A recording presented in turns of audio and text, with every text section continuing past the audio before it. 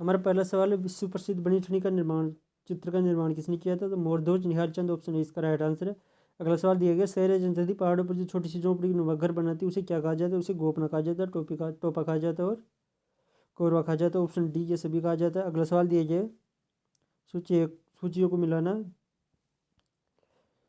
तो हम बात करें किशनगढ़ शैली की, तो अमीरचंद निहालचंद, बूंदी शैली की रामलाल सुरजन, मेवाड़ी शैली मनोहर गंगाराम, मारवाड़ी शैली भाटी भाटी देवदास और भाटी शिवदास। इसका सही आंसर हो जाएगा ऑप्शन ए। अगला सवाल दिया गया, राज्य का 33वां जिला प्रतापगढ़ किस तिथि को अस्तित्व में आया था? तो प्रतापगढ़ 26 जनवरी 2008 को अस्तित्व में आया था। अगला सवाल दिया गया, कौन सा महाद्वीप मानव जाति का जन्म स्थल कहलाता है? तो अफ्रीका महाद्वीप, ऑप्शन 20 का राइट आंसर हो जाएगा। अगला सवाल दिया गया, सर्वप्रथम मानव ने किस धातु का उपयोग किया था? तो सर्वप्रथम मानव ने तांबे का उपयोग किया था। अगला सवाल है, बुद्ध साहित्य जो बुद्ध के विभिन्न जन्मों की कथाओं के विषय में है, क्या है, कौन सा साहित्य है? तो वो है जातक।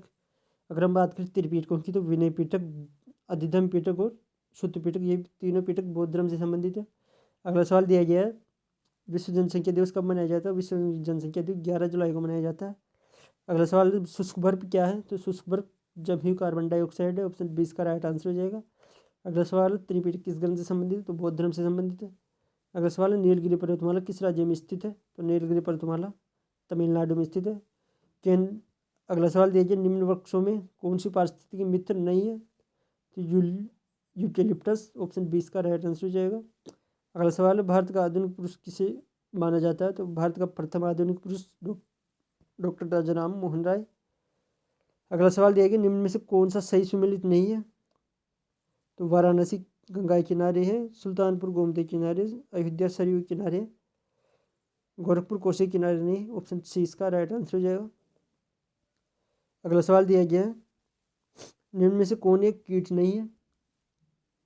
तो खटमल के पंख होते हैं, घरेलू मुर्गी के पंख होते हैं, मच्छर के पंख होते हैं, मकड़ी के पंख नहीं होते हैं। जिनके पंख नहीं होते वो कीटों में नहीं आते हैं। अगला सवाल दिया गया है, निम्नलिखित में से कौन से भारत के संविधान में शोषण के विरुद्ध अधिकार भाग होने के रूप में विचार किए गए हैं? तो एक तो पहला है मानव का दुर्व्यापार और बलात्श्रम, और दूसरा कारखानों में बालकों का श्रम, बालकों के नियोजन का प्रतिषेध। तो ऑप्शन सी इसका राइट आंसर हो जाएगा, 1 और 4। अगला सवाल दिया है, बंद कमरे में रखी किसी चालू रेफ्रिजरेटर का दरवाजा यदि खुला रख दिया जाता है तो कमरे पर उसका नेट प्रभाव क्या होगा? तो कमरा गर्म हो जाएगा, ऑप्शन 20 का राइट आंसर हो जाएगा। अगला सवाल है, पीडीएस गरीब लोगों की सब्सिडी आधारित दरों पर अनाज और अन्य आवश्यकता के वितरण का एक माध्यम है। इस शब्द का पूर्ण रूप क्या है?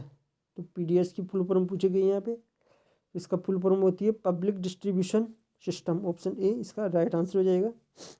अगला सवाल है, निम्न में से किसी एक को हास्य गैस भी कहा जाता है? हास्य गैस नाइट्रस ऑक्साइड, जिसका सूत्र होता है N2O।